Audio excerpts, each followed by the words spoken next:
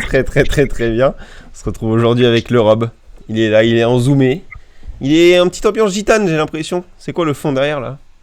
Pourquoi c'est un peu zoomé comme ça là? Bah je sais pas. T'es dans une caravane? C'est une petite surprise? Non, non. Comment ça va? Bah bien, bien et toi? Bah nickel et toi Coco? Coco? Ça Il est pas va. là. Les lèvres bougent pas, Il est mais pas là, il est pas là. Jeff Panaclock. Bonjour dans le jeu au chat là, il y a du monde, il y a pas mal de nouveaux en plus. Ouais, des Torres. nouveaux, nickel. Oh, Merci. le 9h, c'est le créneau, je crois. Je crois que c'est le créneau. Je vais pas m'avancer, mais c'est le créneau. Pas pour mes yeux. Mes yeux. Non, mais on sait que dans 10 minutes, on a les yeux qui sont plus ouverts Ah que. ouais. Et qu'est-ce qu'on peut dire sur ces beaux résultats du jour là? Qu'est-ce qu'on peut dire? Qu'est-ce qu'on peut dire? Qu'est-ce qu'on peut dire? Tsonga qui se prend 2 et 2. Ouais. Voilà, donc il y a. Est-ce que c'était pas Coco qui nous avait annoncé que Tsonga allait gagner, peut-être?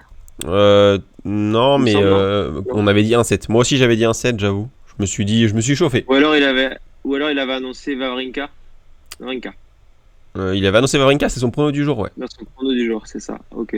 Bah, Fonini qui a fait un beau match. Moi, pour commencer par Fonini, je trouve qu'il a fait plutôt un beau match, correct.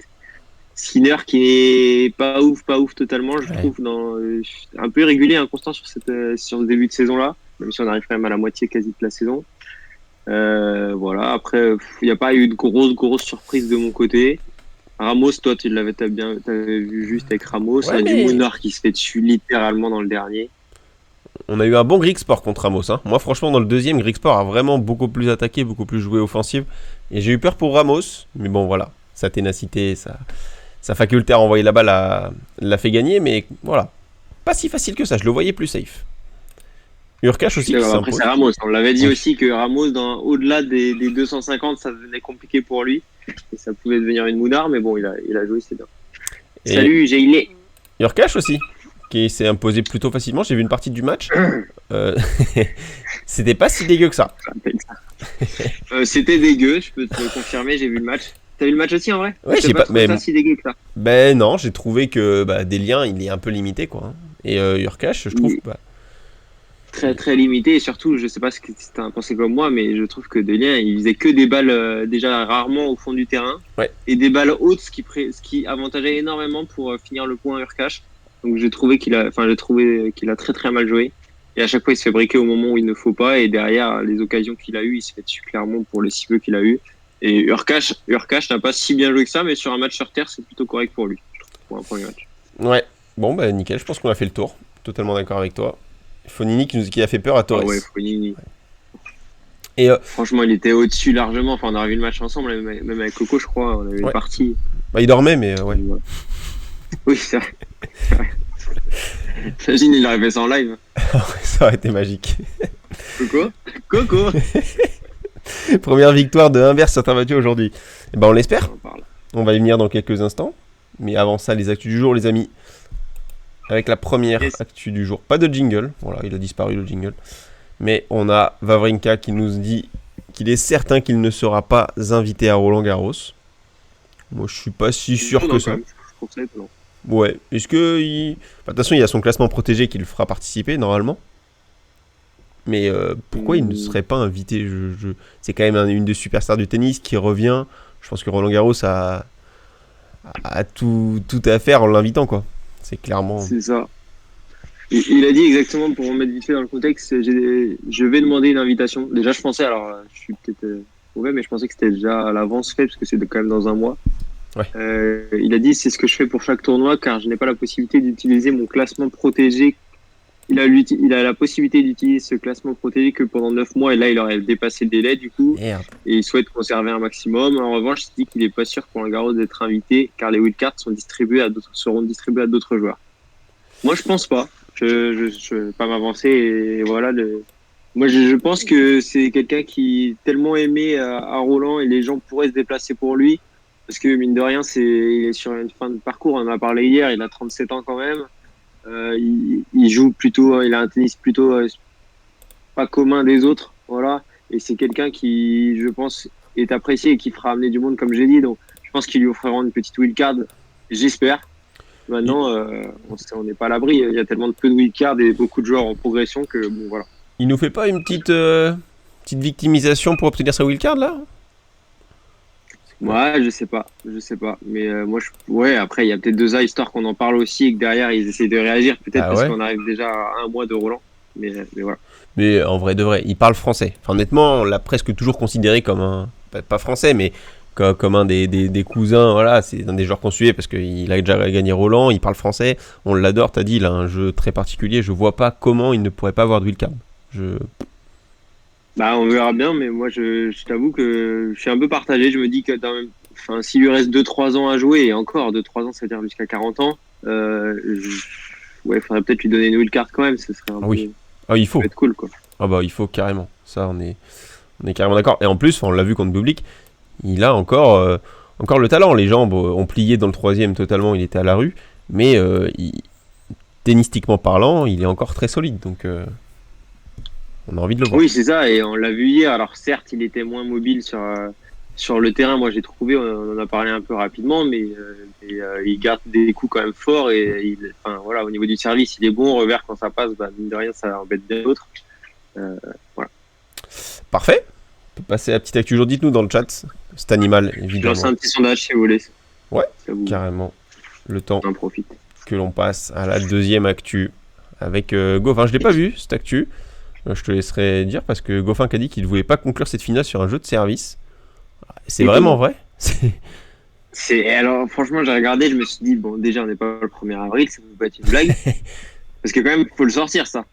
Voilà, Parce je veux que dire, encore, il aurait dit je peux pas sur mon jeu de service parce qu'en mode bah c'est pas son point fort le service. Pourquoi pas? Mais là je ne veux pas en mode vas-y c'est trop facile ou je sais pas. C'est bizarre non? En gros, il a dit qu'il aime pas finir ses matchs sur quand c'est lui qui sert. Alors, merci comme s'il avait une marge énorme pour la victoire. Je sais pourquoi J'aime moi. bien Goffin, mais quand même là faut. Mais après bon, il le dit, c'est marrant. Moi, j'avoue que en match, personnellement, j'aime bien aussi briquer pour finir le match. T'as la sensation un peu plus de maîtriser ton adversaire, je trouve, C'est et vrai. c'est un peu plus jouissif, je pense. Je peux me tromper, mais moi c'est comme ça que je ressens la chose. Et Goffin le dit, c'est honnête de le dire. Maintenant, ça peut paraître un peu. Moi, je trouve ça marrant. Et tu veux que je te dise pourquoi il aime finir comme ça? Je sens la balle, mais vas-y. Parce que c'est un Breakers. Il suit Jules Marie. Aïe, aïe, aïe, aïe, aïe, aïe. Ok, donc rameur, limeur de contour, limeur Exactement. ping-pong, limeur partout. Ok, c'est bon, j'ai capté. T'as capté. Voilà, bon, on a tout dit sur Goffin. De toute façon, il n'y a pas grand chose à dire. Hein. Je sais pas si dans le chat vous avez des infos à rajouter là-dessus. Mais il revient bien Moi, quand j'ai une même. Hein. petite info sur. Ah, vas-y. Non, moi, c'est juste, il revient bien et je suis pas fan du joueur. Mais voilà, ça fait plaisir de voir des grands noms du tennis qui regagnent des titres. Voilà. Ils sont toujours là. Quoi. Ouais, je suis d'accord. Ça fait plaisir et je pense que il est encore, mais mine de rien, il n'est pas si âgé qu'un Wawrinka, donc je pense qu'il est capable de faire grande chose si mentalement ça suit et l'envie aussi, puisqu'il nous avait parlé qu'il avait moins envie à une période. Bon, Ouais. Troisième actu allez, go. avec Djokovic qui nous dit qu'il est pour le super tie-break au 5ème set des Grands Chelems. Aïe, aïe, aïe, aïe, aïe, aïe, aïe. Aïe. Bon, j'étais pas fan du joueur, Ah ouais. de la personne, parce que du joueur, je peux que respecter. Je trouve ce qu'il fait, c'est magnifique. Maintenant, bah, ça va avec, pour moi, le joueur. Je ne suis pas fan du tout de cette petite déclaration. Après, c'est un avis, il se mouille, comme le vaccin ou autre. Bon, bah, il fait bien de le dire, hein, s'il le pense. De toute façon, je pense que ça. Je sais pas trop comment on est là-dessus, mais je pense que c'est un peu moitié-moitié. Le monde du tennis, c'est un peu pour et contre. Maintenant, moi, je reste sur ma position que ça reste. Le tennis, c'est pas ça à la base et que c'est dommage de se dire que mentalement, bah, on gâche un peu sur la fin. Je trouve le fait de se dire que on sait pas à quel moment ça va se terminer le tennis et que c'est les meilleurs moments sur la fin du match, quoi. Ouais, totalement d'accord. Ouais. C'est. Enfin, pour ma petite expérience du tennis, je ne le suis pas non plus depuis 10 ans et mes matchs préférés, c'est notamment le Djoko Federer à Wimbledon qui finit en 14-12. Donc voilà, c'est les meilleurs trucs quoi. Puis même le John Isner m'a eu, alors c'était pas tennistiquement le plus beau, mais émotionnellement, c'était juste fou. Oui, Quoi. et puis t'as envie de le regarder, regarde, Oui. il rentre dans l'histoire et c'est là c'est même pour les joueurs. Enfin, je pense à Mahu, à chaque fois il en reparle quand il sort une anecdote du tennis. Et Isner pareil, et certes c'était peut-être dur sur le moment, mais de une pour les spectateurs, je pense que c'est gravé dans la mémoire et pour les joueurs aussi. Et derrière, ça reste un bon souvenir. Hein. C'est C'est ça. comme nous Monaco, je pense. Hein. Et transition toute faite pour passer aux analyses du jour parce qu'on va à Monaco les amis. tout de suite avec ce petit jingle qui ne veut pas, les jingles veulent plus. Alors je vais regarder si je peux vous le remettre. Et un petit truc drôle en attendant, je pense à ça, petite déclaration du public après son match face à Wawrinka qu'il a remporté. Il a dit « Je souhaite juste que la saison de terre battue se termine. » C'est un génie. Oh, putain. Premier match sur terre, il en a encore pour 2 mois et le mec nous sort ça et il gagne en plus face à... Il a dit « Je souhaite juste que la saison sur terre battue se termine pour que je puisse passer au gazon. C'est tout ce que je peux vous dire. » Ah, c'est vrai que ouais, c'est pas du tout son truc la terre. Quoi. Ah ouais, il est vraiment au-dessus. Il a dit après, rien sur le match, rien sur la performance, parce que j'avais pas envie de mon côté, ça se voyait. Il a gagné quand même le match, donc pour Wawrinka, c'est sympa. Et à la fin, il dit, je veux dire, je déteste la terre battue. Voilà. Ah, putain, mais c'est un génie, c'est un génie. Bon. J'aime beaucoup. Ouais, bah, il est trop fort, il est trop fort. Monte Carlo, les amis, on passe avec un magnifique Dan Evans Bonzi. Alors là, ça va slicer, ça va jouer fond de cours. Evans qui aime ce tournoi de Monaco parce qu'il avait fait une bonne perf l'année dernière, je crois qu'il allait en demi-finale de mémoire, quart ou demi. Il avait battu notamment Djoko. Hurkacz et Djoko. Donc c'est incroyable. Ouais. Alors là, il est dans une forme médiocre, on peut le dire. Mais Bonzi, c'est pas fou parce que c'est lui qui loser, donc il n'a pas passé des qualifs. Je trouve que ça baisse de régime depuis maintenant quelques semaines. Est-ce que la terre battue, ça lui convient? On le sait pas trop, mine de rien. Il a fait une bonne perf à Roland l'année dernière, il a passé un tour, mais il a quand même peu d'expérience sur terre battue. Moi, je vais sur Evans. Je la trouve tentante, la cote. Et je suis pas hyper confiant. Ouais, bon, là, moi, personnellement, ça peut me faire peur, c'est la règle des lucky losers. Okay. Des lucky losers. On reste concentré sur le live. C'est vrai. Et donc, ouais, lucky loser, attention toujours. Maintenant, il y a un match qui va m'intéresser, moi, dans la journée. On va en parler après, ou avec une personne qui est lucky loser, où je pense qu'elle va gagner. Sur ce match-là, je pense que le lucky loser ne gagnera pas. Et Evans, comme tu dis, il a des coups très, très chiants. Et Bonzi, mine de rien, j'ai regardé sa surface ici sur terre battue, c'est 46% de victoire. Donc, c'est pas énorme, mais c'est pas sa meilleure surface. Alors, il sera surmotivé parce que chez lui et en même temps repêché, entre guillemets. Maintenant, Evans, il a des points à défendre, étant donné que son début de saison est, pour moi, plus que catastrophique. Voilà, quand tu vois qu'il perd des Nishioka, des Andorra, bon, voilà. Mais donc, je vais sur Evans aussi pour faire rapide. Parfait. Et peut-être, si je devais piquer un autre truc, c'est le 3-7 peut-être. Voilà, je vois bien un 3-7 dans ce match. Je sais pas pourquoi. Ok. Bah, peut-être, ouais, aussi, je suis d'accord sur le 3-7. Pedro Martinez Portero qui va affronter Hugo Humbert. On en parlait dans le chat tout à l'heure. Et puis Torres qui a dit qu'il mettait Evans pour le jeu. Voilà. Pour le, je pense, le fantasy tennis. Martinez Humbert, les amis, 1,34. Martinez 3,19 Humbert. Je trouve qu'il y a une grosse value sur Humbert parce que ça reste un joueur très talentueux. Martinez, bon, il m'a jamais impressionné. Alors il slice bien. Il joue pas trop mal, mais il peut passer largement à côté de ses matchs. C'est un peu comme un Mounard hier, je trouve. Mounard Delbonis. Je trouve que c'est trop abusé l'écart de cote, même si Humbert est dans une forme pareille, dégueulasse. Je me dis qu'il y a Roland qui arrive, il est chez lui, presque chez lui. Moi, le Humbert 1-7, voire le Humbert gagne, me tenterait en fun. Ok, moi je vais sur Martinez pour 2 raisons. C'est que la forme de Humbert est vraiment catastrophique. Je me rappelle l'année dernière, je crois que j'avais vu le match d'ailleurs, son premier match sur Monte Carlo l'année dernière qu'il avait joué face à Millman et pourtant il était vraiment favori. Il avait mis une rousse Millman et il envoyait tout en faute et c'était vraiment pas beau à voir. Là, je crois qu'il a gagné un bon match, peut-être 2 si on compte Medvedev, Humbert cette année. Et Martinez, lui, qui remporte quand même un tournoi sur terre battue, je pense que Martinez va s'imposer, même j'irais même en 2-7-0, je pense.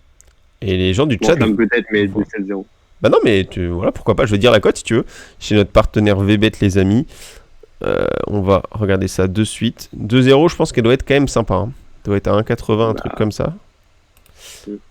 Et du coup, dans le chat, 75% de gens qui nous disent Humbert quand même, hein, qui aime la grosse cote. Alors, est-ce que c'est l'effet français? Je sais pas. Je pense que c'est l'envie, moi aussi, hein, j'ai envie qu'il gagne. Hein, parce que j'aime pas trop Martinez, mais j'ai envie d'être plutôt honnête et je pense que perso, Martinez va le faire. Et Martinez remonte, elle est à 1,40 là. Et je n'ai pas de quoi? Je dis salut Antoine. J'ai pas entendu. Donc Pedro Martinez, elle est à... Ouais, non, elle est pas... Non. Je l'ai pas. Je ne la trouve pas. Ah. Elle n'y est pas. Bon, Voilà, vous aurez que Martinez en sec. Parfait. Martinez à l'aise pour Garec aussi. Bon, parfait. Allez, bon. Est-ce qu'on passerait pas à la deuxième page, les amis? Allez, ça part. Avec ton prono du jour, je crois, donc on sweep. C'est on sweep. Je la fais à la française. On swipe. On passe à Sonego Ivashka, les amis. Pareil. Alors là, je trouve l'écart de cote abusé. Pareil, hein, Ivashka, c'est dans une forme dégueulasse, on le sait. Mais il aime la terre battue. Il sait frapper fort. Sonego, c'est un modèle d'irrégularité par excellence. Il lui aussi est dans une forme dégueulasse. Franchement, juste pour la value, je pourrais me retrouver sur Ivashka. Maintenant, je ne mettrai pas beaucoup de thunes parce que c'est des matchs presque impronosticables. Mais je trouve que c'est tentant, quoi. Les derniers matchs de Sonego, mon Dieu. Ouais, c'est dégueu. Hein. Après, on sait qu'il adore la terre, hein, mais... Enfin, dernière victoire, Laszlo Djere, et après ça perd contre Kikma, Wolf, Bonzi, Kudla. Et ouais. Et dernière vraie victoire, parce que Verdasco sur terre, j'ai pas trop envie d'en parler. Baez, donc le 10 février, dernière victoire, vraiment. Et derrière, on a un Ivashka qui, pour moi, je le trouve un petit peu surcoté, Ivashka, personnellement. Je vais quand même sur Sonego, parce que j'ai envie de croire, et je sais très bien qu'il est capable d'énormément de choses, comme il nous l'a prouvé, je crois, en milieu de saison l'année dernière. Sur terre battue, il a été très très bon. Et il va commencer à rentrer dans une période où, mine de rien, il a besoin de beaucoup de points pour remonter. C'est sa meilleure surface avec le gazon. Je vais sur Sonego quand même, j'ai envie d'y croire. Maintenant, peut-être de 7 à 1, mais Sonego pour moi quand même. Sonego 1,43 pour le Rob. Et pour Jaylee, ce sera Ivashka. Parce qu'il a fait une grosse saison l'année dernière sur Clay. Ouais, notamment à Barcelone, il avait été très très très costaud. Mais Sonego aussi, hein. À Rome, il avait fait finale, je crois, ou gagné, je sais plus. Il a fait une grosse presta, je me rappelle de lui à Rome. Donc ouais, ça va être sympa. Et oui, Torres a raison. Monaco, Italie, c'est très très proche, on le sait bien. Il y aura plein de supporters italiens à Monaco, du coup, pour soutenir Sonego. Donc voilà. Passons à Maxime Cressy. Il y aura Verratti aussi, les gars. Je sais pas si vous l'avez vu, il était dans le public de Fonini contre Hinderknecht. Peut-être qu'il va... Avec Neymar. Et oui, avec le Neymar. Maxime Cressy qui affronte Laszlo Djere. Moi, je vais sur Djere, sur la forme là, parce que Cressy, je sais pas ce qui lui arrive. J'adorais son style de jeu, service volé, tout ça change. Et là, sur terre battue, déjà, c'est très compliqué d'avoir ce style de jeu là. Et enfin, il est plus du tout en forme, quoi. Donc moi, je vais sur Djere. Après, 1,27, c'est bas, quoi. Ouais. C'est très très bas, mais en même temps, je vais me cacher que pour moi, c'est quelque chose. C'est vraiment un pronostic que je pourrais combiner à mon prono du jour que je vais vous donner tout à l'heure. Mais Cressy, j'ai une énorme pardon. J'ai pas du tout de confiance en lui. Je crois qu'il est Lucky Loser aussi, donc attention, mais ça ne sera pas pour lui que je vais aller. Je vois vraiment Djere qui, sur terre, mine de rien, ça reste un minimum solide, et face à un Cressy qui est déjà ailleurs depuis. Bon, ok, il a fait un bon mois jusqu'à l'Open d'Australie sur dur, et derrière, c'était pas si bon que ça. Même sur dur, sur surface rapide, on a pu le voir à Miami notamment. Mais Djere, sur terre battue, c'est là où il excelle. Et pour moi, je vais sur Djere à 1,27. Et mine de rien, c'est bas, mais en même temps, je me dis qu'un 27 combiné, c'est très beau. Donc ouais. Je vais sur Djere. Par un petit coup de gueule sur le chat là. Dans le chat, tout le monde dit Djere à l'écrit, et je vois que dans le sondage, ça nous met du Cressy. Bizarre. Ouais, c'est serré. Ça truc. Je pense qu'il y a des petits trucages. Parfait. Troisième page, les analyses, les amis, avec Taylor Fritz qui affronte le local Katarina. J'avoue que j'ai pas trop de rêve de Katarina sur le circuit. Donc, non, mais on va vite passer. Ouais, bah ouais. Hein, ouais. Fritz non, mais. Qui était bon en plus sur terre battue à Houston. Il est monégasque, donc ça va être ça qui va faire que. Enfin, non, c'est polonais ou monégasque? Monégasque. Ok. C'est quoi la diff? C'est l'inverse? C'est l'inverse, ouais. Fritz, très clairement, déjà sur terre battue à Houston, il m'a un petit peu impressionné entre guillemets en me disant que premier match sur terre battue, sur un 250, alors qu'il a fait des très bonnes perfs sur les Masters 1000, je me dis il va venir en tongue, et clairement, la terre battue, c'est pas du tout ce qu'il apprécie le plus. Donc là, ouais, non, il y a même pas à hésiter, ça va être 2-0 Fritz. On va regarder quand même la cote du 2-0, ça peut être peut-être combinable, tu l'as dit, dans notre ultra fun de fin d'émission. Ouais. On va faire un 1,06. Un 10, ouais. Bon. On zappe. Lorenzo Musetti qui affronte Benoît Paire. 1,41 pour Musetti, 2,88 pour Paire. est-ce que c'est enfin le réveil? On sait qu'il adore ce tournoi. Déjà, l'ambiance, c'est magnifique. Tout est réuni pour lui. La fiesta. Le casino ouvert 24/24. La fiesta, on l'a pas vu, nous, en y allant à la fiesta à Monaco. Alors, je sais pas où c'est, si c'est des soirées privées, on n'était pas invités, mais je vais te dire, la fiesta, c'est pas à Monaco. Hein. Je pense que c'est vraiment ça. Hein. Je pense que c'est nos gueules. Hein. Ça leur revient pas. Ouais. Tu penses qu'ils nous regardent vraiment mal quand on rentre dans un endroit ou pas? Oui, c'est les gus de double faute. Les fameux. Tu penses qu'une chicha là-bas, c'est combien? Une chicha là-bas, 70 balles. Voilà, franchement. Les gars, anecdote quand même. Ouais. Anecdote rapide. Donc, l'été, en général, on est sur la Vendée. Bon, voilà. On sort les tongs, on est bien, t-shirt. Hop. Si on va aller à un petit bar à côté ou autre, c'est la petite chicha, c'est tranquille.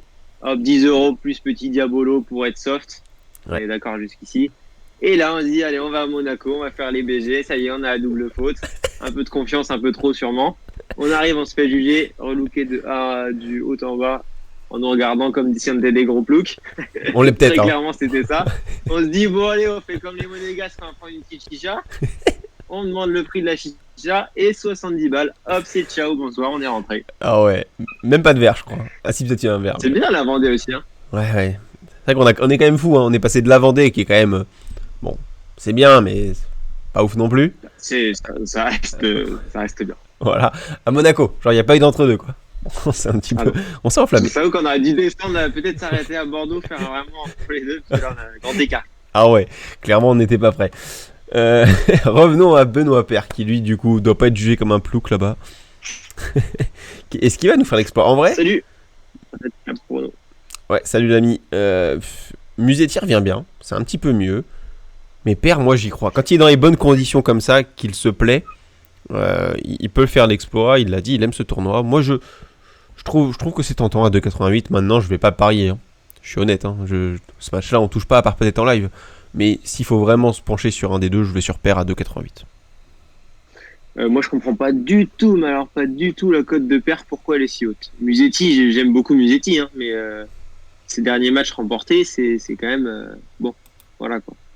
Ah. Maintenant, on sait que c'est un espoir, donc il a toujours cet petit espoir-là aussi sur les cotes où ils ont envie de le pousser un petit peu. Et Benoît Paire, je pense qu'à l'inverse, on n'a plus trop d'espoir, parce qu'à chaque fois. Alors, là où il faudrait peut-être jouer Benoît Paire, c'est sur le 3-7 pour moi, parce que ces matchs, quand on regarde les 10 derniers matchs, il n'y en a eu que 3 seulement qui ont été en 2-7. Donc moi, je vais être un petit peu futé là-dessus et je vais partir sur le 3-7. Ouais, c'est pas bête du tout. Et le 3-7 sans vainqueur, il est à 2,30. Il est haut. Et oui. Pas mal. Allez sur le 3-7, les amis. Parfait. On peut passer à Djokovic qui affronte Davidovich Fokina. Moi, ça va être très rapide. Hein. Djokovic, il est en mission. Il veut aller affronter Alcaraz parce que je pense qu'il a cette ambition de vouloir battre cette nouvelle terreur du tennis. Et donc, je le vois pas perdre, surtout contre Fokina. Bon, j'irai même sur le 2-0 de Djoko parce que 1-12, je la trouve vraiment sympa. Donc, le 2-0 est à 1,30. Et ben, je vais dessus. Voilà. Moi, j'ai quand même envie de faire attention à Djoko qui fait vraiment son. Alors, on l'a dit, il va être ultra motivé.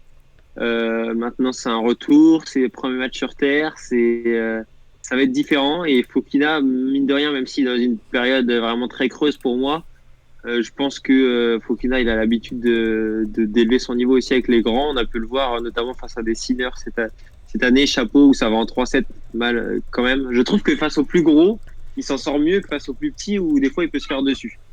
En plus de ça, terre battue, c'est vraiment son truc. L'année dernière, il a fait un très bon Roland, donc je pense que la prépa était bien aussi. Premier match, là, pour moi, pas si convaincant que ça face à Giron. Mais j'irai sur le 7 de Fokina. J'ai envie de tenter le 7 de Fokina. Voilà, je me lance. Et j'ai l'impression que je suis seul au monde à avoir Djoko facile. Hein. Dans le chat, 5 contre 1, enfin 83% de non. Après, j'ai mis tranquille, donc est-ce que c'est vraiment... Oui. Ouais, moi, je le vois vraiment tranquille. Donc, merci aux Breakers, Antoine Garrick.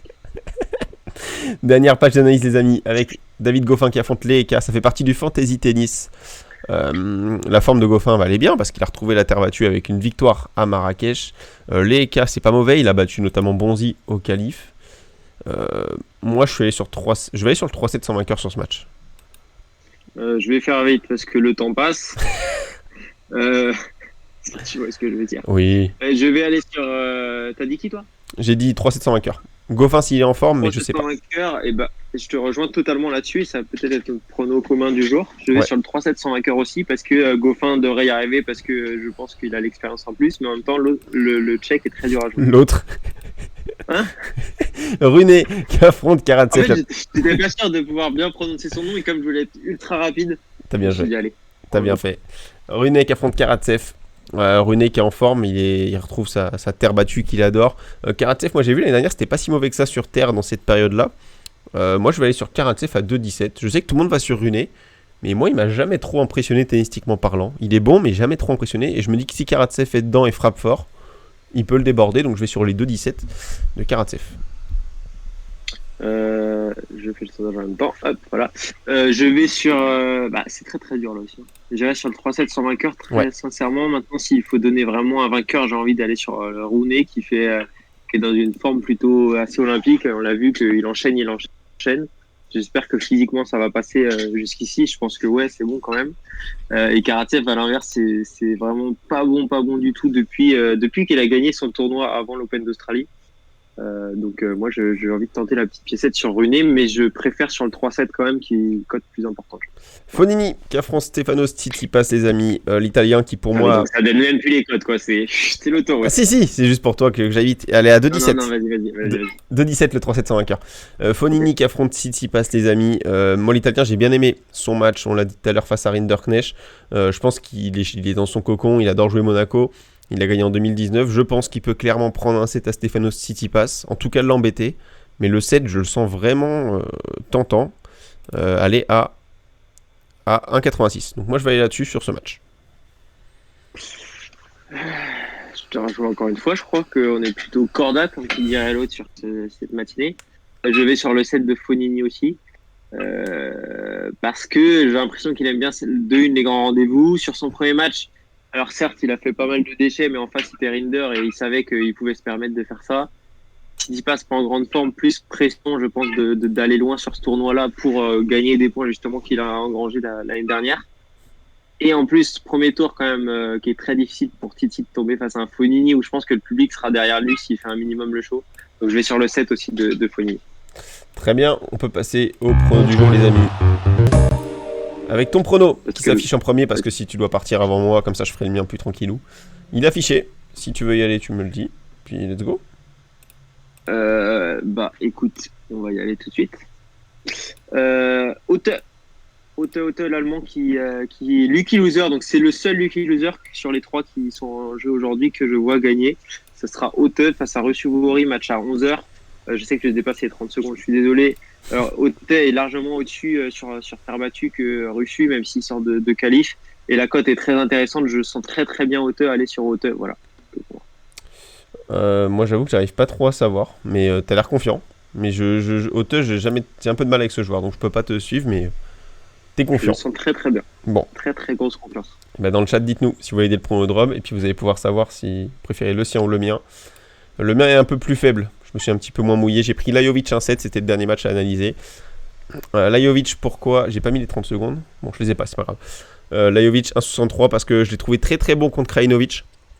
Très solide, frappait fort, plaçait très très bien ses balles, servait bien. À l'inverse, Dimitrov, il est passé contre un Basilashvili qui était vraiment pas dedans, qui en plus était blessé.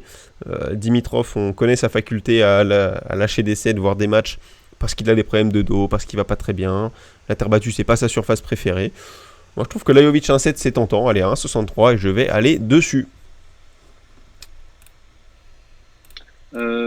Pour faire rapide, je trouve ton pronostic très très bon. J'irais même combiner les deux très sincèrement, parce que je pense que les deux vont le faire.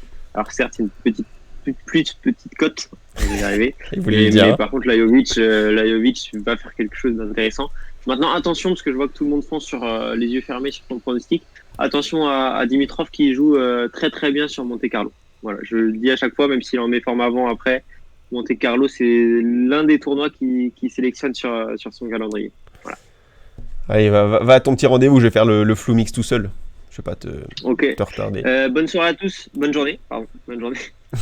Et qui fait bien, bon tennis et ciao, bonne fin de live à tous. Salut Rob, et puis nous on va finir avec le petit flou mix les amis. Avec, vous connaissez la règle, c'est une image très floue qui se défloutent au fur et à mesure. C'est un joueur assez compliqué. Celui-ci, j'en suis assez fier.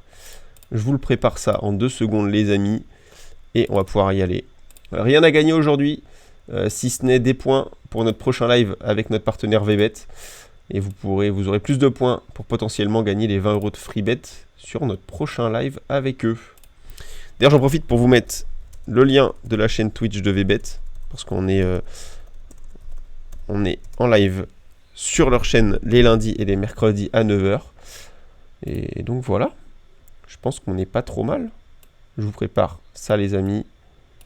Hop, let's go.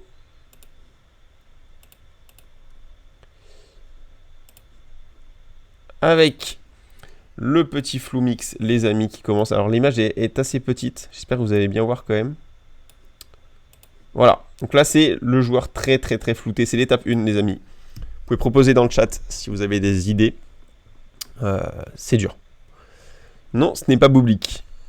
C'est un joueur vraiment, je vais vous dire son classement à peu près.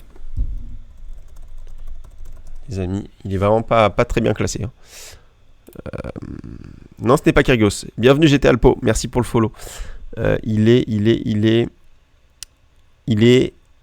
dans les 400. Quand je vous dis qu'il est pas, il est connu parce que je vous dirai l'anecdote après.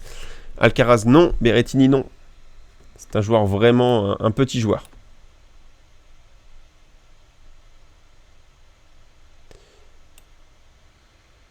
Allez, je vais vous aider un peu, les amis. Je vais déflouter un petit peu l'image.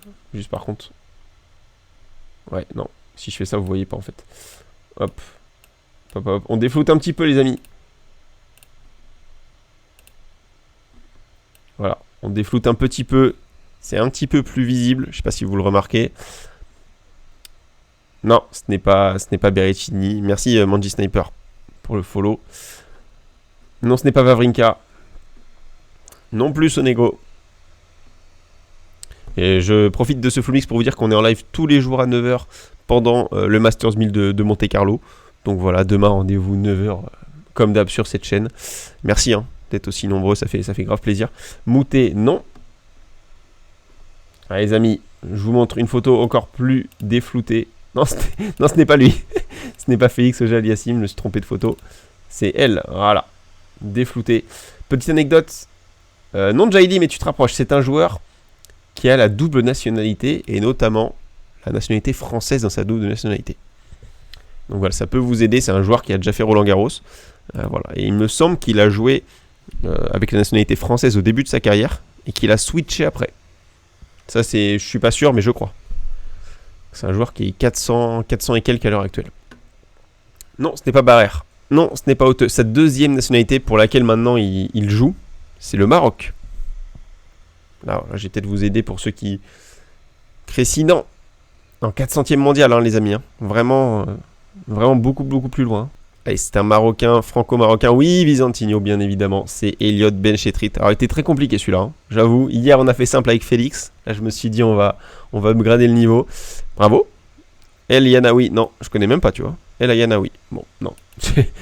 À tes souhaits. Je ne connais pas ce joueur. C'était Elliot Benchetrit, les amis. Parfait. Il a joué contre Félix. Ouais, il a joué contre Félix, effectivement. Donc, 6-3, 6-3 à Marrakech. Chez lui, dans son... Google le connaît. Ouais, c'est pas faux. Et non, ce n'est pas Malek Jaziri, c'est bien notre ami Elliot Benchetrit. Moi, je vous dis, les amis, rendez-vous demain 9 h.